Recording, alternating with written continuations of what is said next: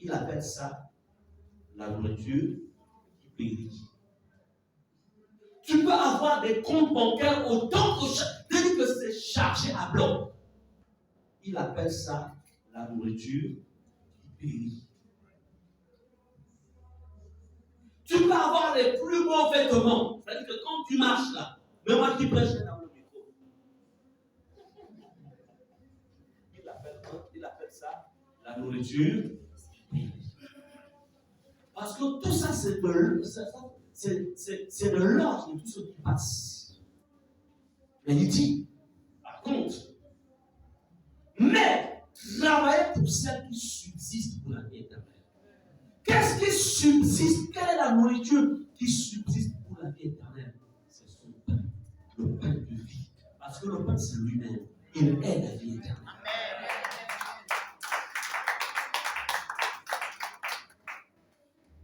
Alléluia. Bien-aimés, nous sommes dans une génération assez compliquée.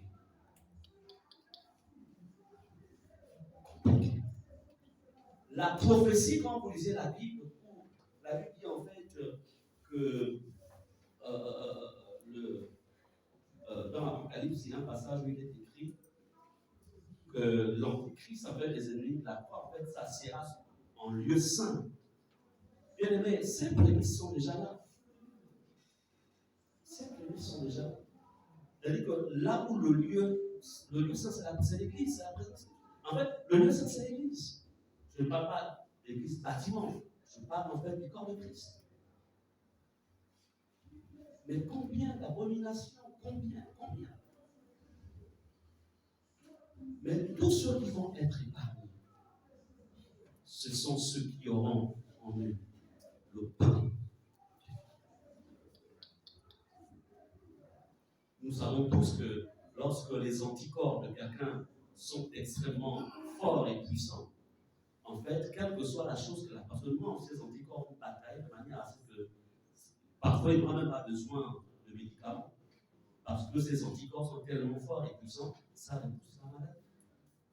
Quand le pain de vie, quand on a mangé le pain et qu'il est à l'intérieur de nous, quelle que soit la nourriture qu'on pourra manger, les anticorps qu'il y a dans ce pain-là vont te repousser. Et tu te meureras dans la vie. Mais vous savez, c'est quelque chose qui peut se faire chaque jour. Travailler chaque jour, non pour la nourriture qui périt, mais pour celle qui subsiste pour la vie éternelle. La parole de Dieu déclare, il ordonnera à la bénédiction des graves. Vous connaissez ce passage? Hein? Il ordonnera à la bénédiction. C'est-à-dire que le diable se revient. C'est-à-dire, tu as la caméra. Qui l'autre? Elle s'en vient, puisque eux, on va les bouger n'importe comment. Voici Ersan. Il est un chercheur de Dieu. Lui, c'est-à-dire que lui, c'est sa vie. Il cherche Jésus chaque jour. Alors, je m'appelle Palace. Il dit Palace. Je suis Ersan. Ersan n'est pas ça. Palace me suit. Est-ce qu'il a demandé Palace? Il cherche qui? Dieu se rend compte qu'il a besoin d'un Palace.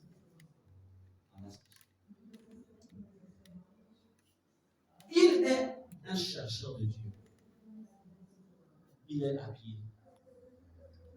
Et Dieu dit, voiture, poursuivre. Il ordonnera à la bénédiction qui s'appelle voiture.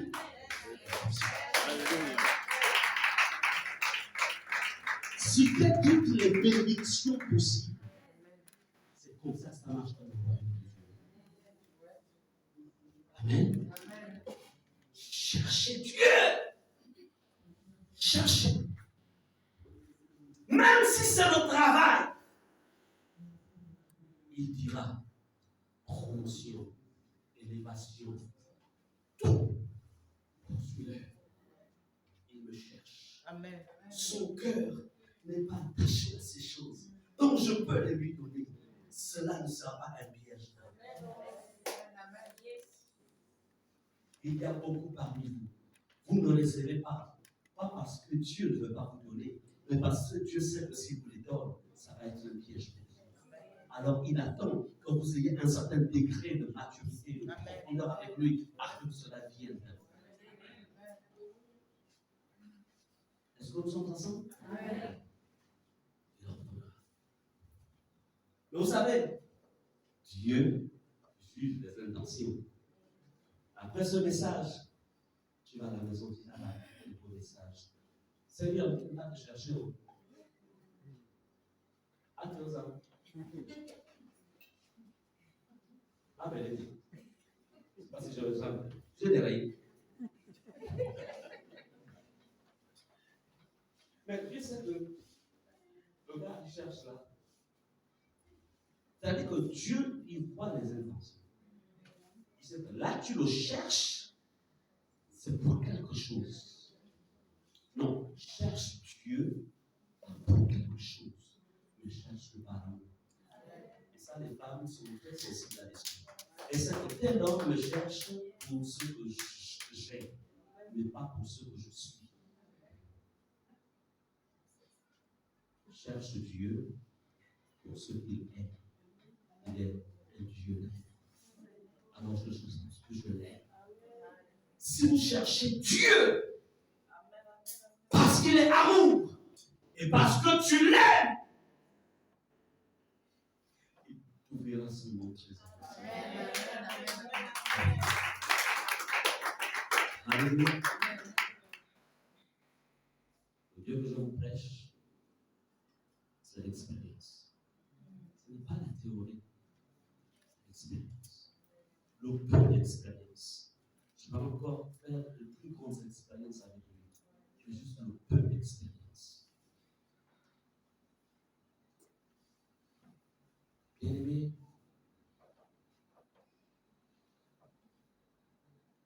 celui qui cherche Jésus a ces caractéristiques suivantes que je vais donner. Comment reconnaître que tu cherches Jésus? Parce que si tu es marié, puis après, à la maison, M. Bosogo dit, ah, parce que ta fille ici a dit que je cherche Dieu, elle ne veut plus préparer, c'est même pas la chambre, du lundi, elle a dit que là, c'est Dieu. Ça veut dire qu'il faut s'enfermer. C'est avec accord qu'on s'enferme. Hein, ça, bien sûr. C'est ça, non? Voilà. Comment fait-on pour chercher Dieu? Quelles sont les caractéristiques? L'obéissance à la parole de Dieu. Quand on voit quelqu'un marcher dans l'obéissance à la parole de Dieu, c'est un signe qu'il cherche Dieu. Parce que quand quelqu'un est à la recherche de Dieu, il s'accroche. Son cœur bat pour obéir à ce que Dieu dit. Il s'accroche aux messages qui sont donnés dans son église. Tu ne peux pas aller obéir à ce que Joyce Meyer enseigne. Tu ne peux pas aller obéir à ce que tu doses encore là. Il y a tellement de... Hein? Qui c'est? Donnez le nom. Il y a pas qui restait, il va casser tout. Et puis, c'est que le pasteur Justin Muriel donne, on ne obéit pas. Non, tu ne peux pas être ici et aller manger ce qui se donne dehors.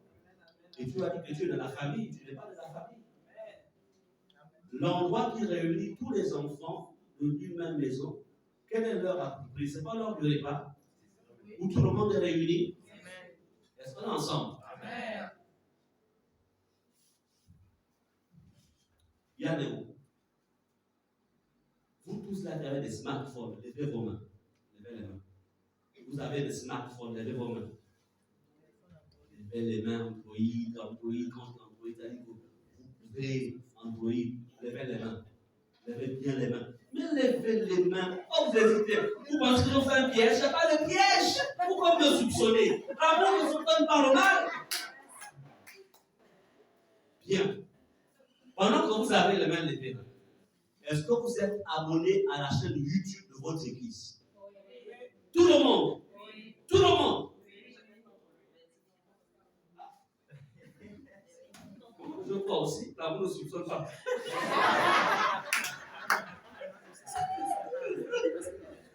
Ok.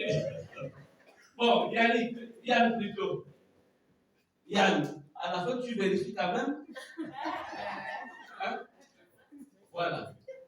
Donc, il faut quand même vérifier. Et puis, il faut vous abonner. Même si vous suivez souvent les chemins, il faut vous abonner. Pourquoi? Parce que tous les mercredis, et ceux qui ne sont pas abonnés, par exemple, rapprochez-vous donc du responsable Yann. Donc, rapprochez-vous de lui pour qu'il vous montre comment vous abonner. Parce que souvent, les mercredis, il y a des enseignements de 15 minutes qui sont donnés. C'est fait à dessein. C'est pour vous édifier. Prenez une collection, on appelle ça airtime, c'est bon, airtime en anglais.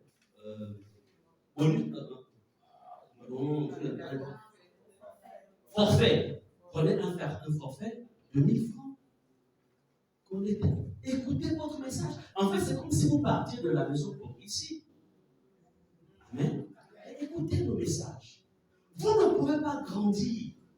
Je vais pas vous dire une chose. Vous ne pouvez pas. Dieu est un Dieu de fidélité. Ce qui nous a enracinés et fortifiés. Je vous le dis, c'est que nous ne mangions, puisque nous sortons de Béthanie, nous sommes les fils de Béthos, nous ne mangions que Béthos. On ne mangeait que Béthos. C'est-à-dire la nourriture que nos pères nous donnaient. Mais tu ne peux pas être, tu as Ephata, en même temps, 1 heure, je reste meilleur, 2 heures, Carambéry, 3 heures. Je ne suis pas contre. Je ne veux pas dire que vous ne suivez pas, c'est pas ce que je veux dire. Mais en fait, votre première fidélité, c'est d'abord la nourriture qui vient de votre maison. Amen. Et après, vous pouvez de temps en temps aller manger chez la tante, chez tonton. Mais c'est tant que tu ne vis pas chez tonton, chez la tante, c'est pas ce qui va te faire grandir. Amen. Amen. Je vous encourage. Parce que Dieu est un Dieu de discipline. Il veille là-dessus. Ce n'est pas pour rien qu'il nous a établis sur vous comme des bergers. C'est parce qu'il y a quelque chose en nous que vous devez prendre. Donc, l'obéissance à la parole qui est donnée dans votre église est un signe que tu es un chercheur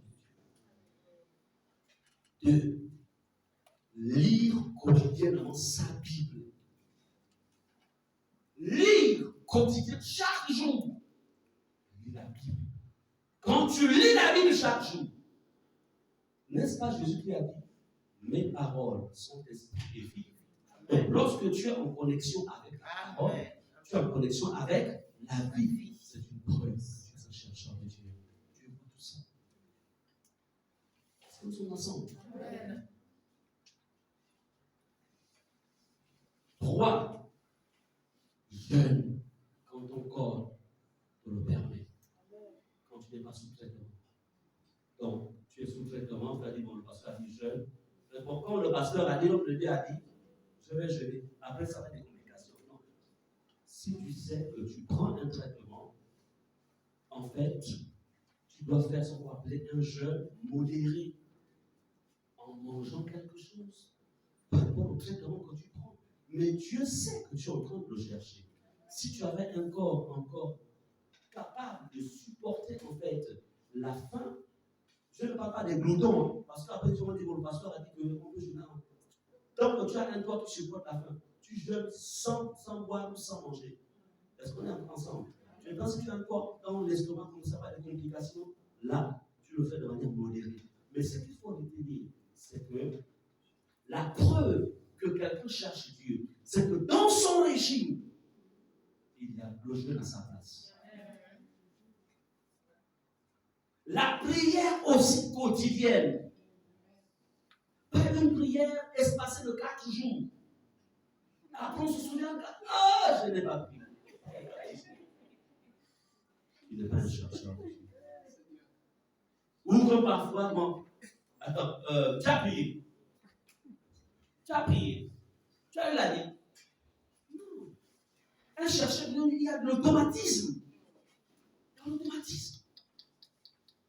Donc, quand on a encore peut-être des bébés, ok, c'est au bébé qu'on stimule. Mais tu n'es plus bébé, là. Tu n'es plus bébé. Amen. Il y a plusieurs caractéristiques, mais je vais me limiter à celui-ci. La dernière caractéristique qui prouve que tu es un chercheur de Dieu, c'est que tu te sanctifies chaque jour en te séparant du mal et de ceux qui font le mal. Amen. Tu ne peux pas être ami avec le plus grand trou du quartier.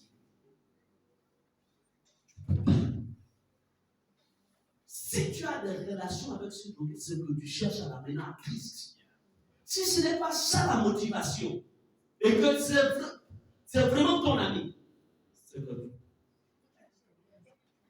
tu es hein? On doit te soupçonner. Tu ne peux pas marcher avec des personnes, quelqu'un qui trompe sa femme. C'est-à-dire que tu es conscient que le gars là, parce que vous êtes dans le même bureau, mais c'est quelqu'un de volage, et c'est ton meilleur ami. Vous mangez des sandwichs ensemble. Attends. Que tu le veuilles ou non, tu finiras comme. Ou bien tu avec une femme, c'est-à-dire que quand tu es avec cette personne, c'est-à-dire que c'est quelqu'un qui vit dans la tromperie. Tu ne peux pas être ami. On doit faire la différence entre une simple connaissance et un ami. Bonjour, bonjour. Parce qu'un chercheur de Dieu se sanctifie. L'indice de sa vie, c'est la sanctification. Et la sanctification consiste à se séparer du mal et de ceux qui font le mal. Est-ce que vous comprenez ça? Bien-aimé, je dois dire ici, je le dis à quelqu'un. Notre danger, le danger de Pasteur Muriel et de moi, ce n'est pas vous les vrais. Notre danger, c'est la classe pastorale, la classe des prophètes, des apôtres et autres. Est-ce que vous comprenez cela?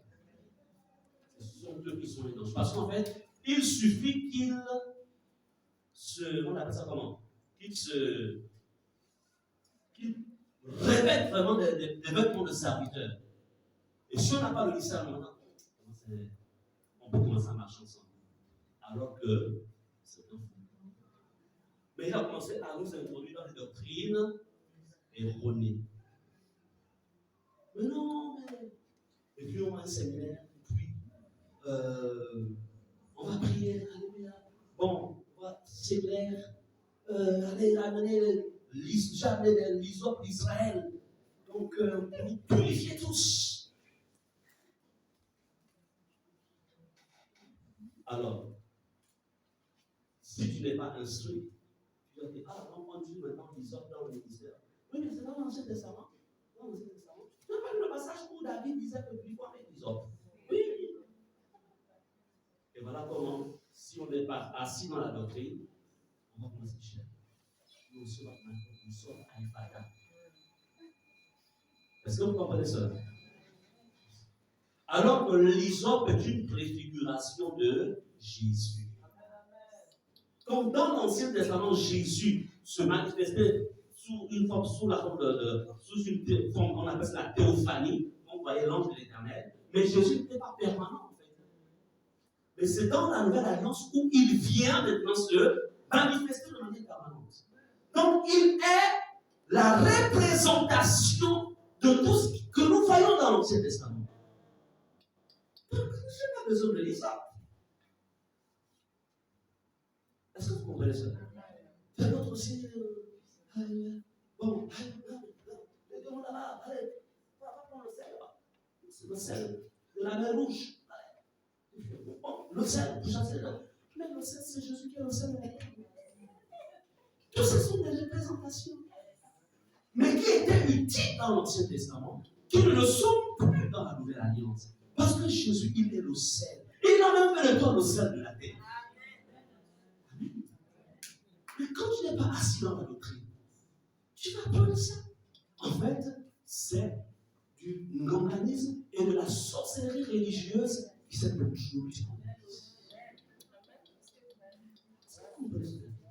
Le pouvoir divin, même quand on prend, lui, comme je vous ai dit, la puissance n'est pas là-dedans.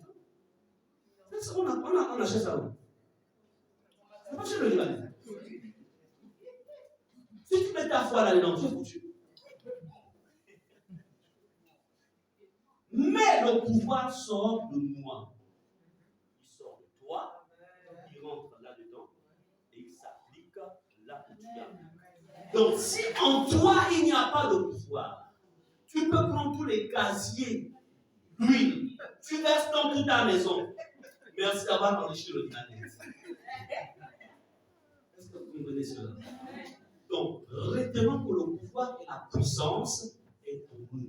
C'est pourquoi il a dit, vous recevrez une puissance. Le Saint-Esprit survenant sur vous et vous serez nés de loin. Marc 16, 17. Voici les miracles qui accompagneront ceux qui auront cru. En mon nom, ils chasseront les démons. C'est ce qu'il a parlé. C'est-à-dire que quand je me déplace avec le miracle. Quand tu te déplaces, tu te déplaces avec le miracle. C'est ça. Est-ce qu'on est ensemble? Donc, c'est très important. Voilà pourquoi la recherche quotidienne de Jésus fera en sorte que tu t'assoies sur ces vérités.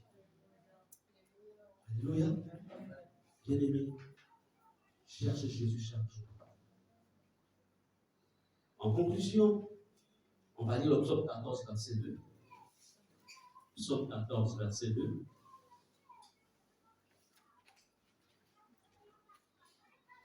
Regardons ce que l'Éternel dit. Le psaume 14, verset 2.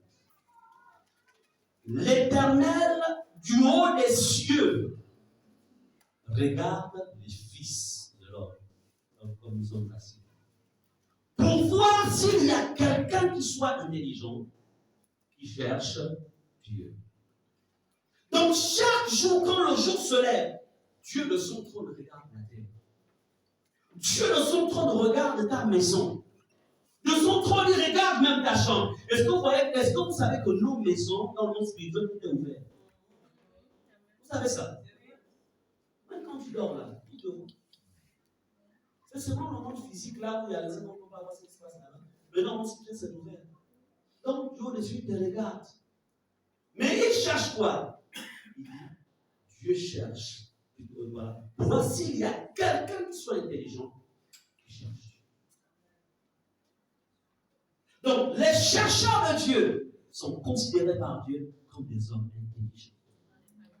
Ceux qui ne le cherchent pas, Dieu les considère comme des insensés. Parce que le contraire d'être intelligent, c'est être insensé. Bien-aimé. Chaque jour, Dieu veut te voir chercher. Afin que tu rentres dans la classe des intelligents. Alléluia. Bien-aimé, voici le message que le Seigneur a mis dans mon cœur ce matin, afin que chacun d'entre vous puissiez vous révolter contre cette vie chrétienne du surplace, une dimension encore plus haute avec votre Seigneur. Je voudrais que nous nous lévions et qu'ensemble nous fassions cette prière.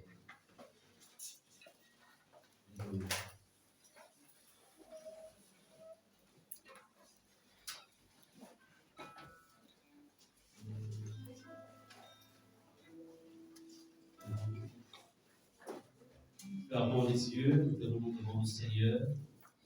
ceux qui nous suivent aussi à travers notre chaîne YouTube, notre chaîne Facebook. Ensemble, soyons concentrés sur cette prière. Nous avons écouté ce message. Ce n'est pas un simple message, mais nous voulons vraiment que nos vies changent de dimension. Et je voudrais, avant que nous ne prions, mais tout avant concentrer, qu'on chante en mot d'adoration, la dimension du toucher, la dimension. Pendant que tu vois ta vie, tu as écouté ce message, tu sais quels sont les domaines qui ont besoin de vivre cette expérience de la recherche de Dieu.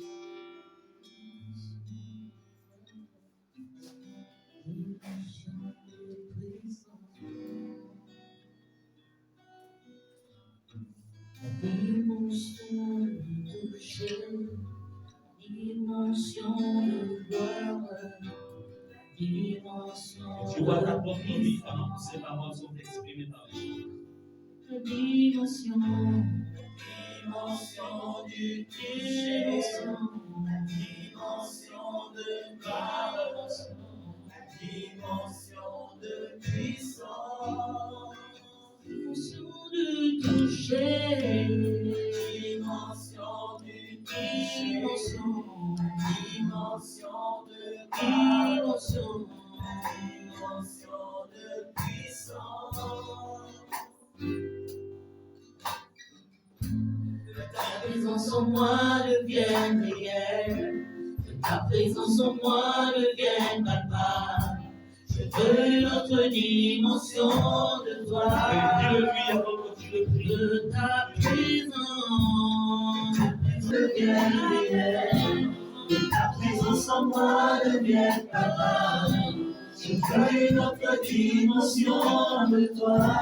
Que ta présence en moi devienne réelle, que ta présence en moi devienne réelle, que ta présence en moi devienne palpable. Je veux une autre dimension de toi. La dimension du toucher, la dimension du toucher, la dimension du cœur, la dimension de puissance, la dimension du toucher, la dimension du toucher,